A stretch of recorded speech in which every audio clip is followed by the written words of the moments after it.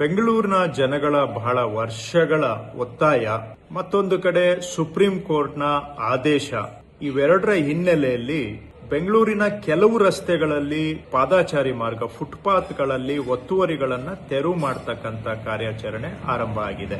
ಬೆಂಗಳೂರು ಚೆನ್ನಾಗಿರಬೇಕು, ಇಲ್ಲಿ ವಾಸ ಮಾಡೋ ಜನಗಳಿಗೆ ಅಗತ್ಯ ಸೌಕರ್ಯಗಳಾದರೂ ಸಿಗಬೇಕು ಅಂತ ಹೇಳಿದ್ರೆ ಅದರಲ್ಲಿ ಒಂದು ಪಾದಾಚಾರಿ ಮಾರ್ಗ, ಫುಟ್ಪಾತ್ಗಳಲ್ಲಿ ಓಡಾಡೋಕೆ ಆಗುವಂತಹದ್ದು. ಎಲ್ಲಾ ರಸ್ತೆಗಳಲ್ಲಿ ಮಾಡಕ್ಕಾಗದೇ ಇದ್ರೂ ಕೆಲವು ಹೆಚ್ಚು ಜನ ಓಡಾಡೋ ಕಡೆ ಆದ್ರೂ ಮಾಡಬೇಕಾಗಿರೋದು ಸರ್ಕಾರದ ಕರ್ತವ್ಯ ಮತ್ತು ಜನಗಳ ಬೇಡಿಕೆನೂ ಸಹ.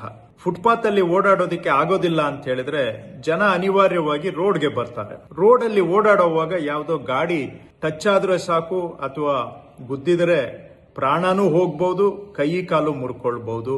ಈ ತರಹ ಪ್ರತಿ ವರ್ಷ ಸುಮಾರು 300 ಜನ ಓಡಾಡೋರು ಫುಟ್ಪಾತ್ ಅಲ್ಲಿ ಓಡಾಡೋಕೆ ಆಗದೆ ರಸ್ತೆಗೆ ಬಂದು ಓಡಾಡುವಂತ ಜನ, ಪೆಡೆಸ್ಟ್ರಿಯನ್ಸ್ 300 ಜನ ಪ್ರಾಣ ಕಳ್ಕೊಳ್ತಾ ಇದ್ದಾರೆ ಆಕ್ಸಿಡೆಂಟ್ಗಳಲ್ಲಿ. ಸಾವಿರಾರು ಜನ ಕೈ ಕಾಲು ಕಳ್ಕೊಳ್ತಾ ಇದ್ದಾರೆ. ಇನ್ನ ಕೆಲವರು ಜೀವನ ಪರ್ಯಂತ ಹಾಸಿಗೆ ಹಿಡಿಯುವಂತ ಆಕ್ಸಿಡೆಂಟ್ಗಳನ್ನು ಅನುಭವಿಸ್ತಾ ಇದ್ದಾರೆ. ಕೆಲವರು ತಲೆಗೆ ಪೆಟ್ಟಾದ್ರೆ ಅವರು ಕೋಮಾ ಪರಿಸ್ಥಿತಿಗೆ ಹೋಗಿ ಕೆಲವರೆಲ್ಲ ಜೀವನ ಎಲ್ಲ ಕೋಮಾ ಪರಿಸ್ಥಿತಿಯಲ್ಲಿ ಕಳೆಯುವಂತದ್ದಾಗಿದೆ. ಹೀಗೆ ಸಾವಿರಾರು ಜನ ಕಷ್ಟ ಅನುಭವಿಸ್ತಾ ಇದ್ದಾರೆ, ಪ್ರಾಣನೂ ಕಳ್ಕೊಳ್ತಾ ಇದ್ದಾರೆ ಕೆಲವರು. ಇವೆಲ್ಲ ದೃಷ್ಟಿಯಿಂದ ನಮ್ಮ ಬೆಂಗಳೂರು ಚೆನ್ನಾಗಿ ಆಗ್ಬೇಕಾದ್ರೆ ಕನಿಷ್ಠ ಕೆಲವು ರಸ್ತೆಗಳಾದ್ರೂ ಜನ ಓಡಾಡೋದಕ್ಕೆ ಸುರಕ್ಷಿತವಾಗಿ ಇರಬೇಕು ಅನ್ನೋದು ಎಲ್ಲಾ ಬೆಂಗಳೂರಿನ ನಾಗರಿಕರ ಬಯಕೆ. ಇದನ್ನ ನಾವು ಸರ್ಕಾರ ಈಡೇರಿಸಬೇಕಾಗಿರೋದು ನಮ್ಮ ಕರ್ತವ್ಯ. ಈ ಪ್ರಯತ್ನ ಯಶಸ್ಸಾಗಬೇಕಾದ್ರೆ ಸಾರ್ವಜನಿಕರ ಸಹಕಾರ ಇದ್ರೆ ಮಾತ್ರ ಸಾಧ್ಯ. ಹಾಗಾಗಿ ನಾನು ಮತ್ತೊಮ್ಮೆ ತಮ್ಮಲ್ಲಿ ಮನವಿ ಮಾಡ್ತೇನೆ, ನೀವು ಕಮರ್ಷಿಯಲ್ ಕಾಂಪ್ಲೆಕ್ಸ್ ಏನೋ ಮಾಡ್ಕೊಂಡಿದ್ದು ಫುಟ್ಪಾತ್ ಮೇಲೂ ಕೂಡ ಎಕ್ಸ್ಟೆನ್ಷನ್ ಮಾಡ್ಕೊಂಡಿದ್ರೆ ದಯವಿಟ್ಟು ತಾವು ಅದನ್ನ ತಕ್ಕೊಳ್ಳಿ.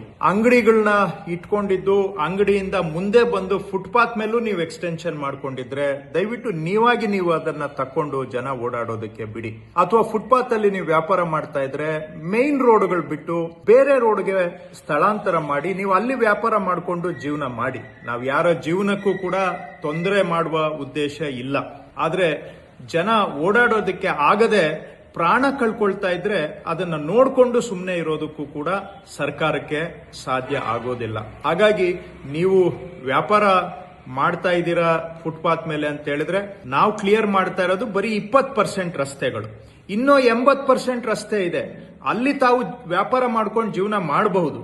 ಎಲ್ಲಿ ಜನ ಹೆಚ್ಚಿನ ಸಂಖ್ಯೆಯಲ್ಲಿ ಓಡಾಡ್ತಾರೆ ಅಲ್ಲೇ ನೀವು ಅಡ್ಡ ಮಾಡಬೇಕು ಅಂತ ಹೇಳಿದ್ರೆ ಇದು ಸಾರ್ವಜನಿಕರ ಮೂಲಭೂತ ಹಕ್ಕು ಅಂತ ಸುಪ್ರೀಂ ಕೋರ್ಟ್ ಹೇಳಿದೆ, ಫಂಡಮೆಂಟಲ್ ರೈಟ್ ಅಂತ.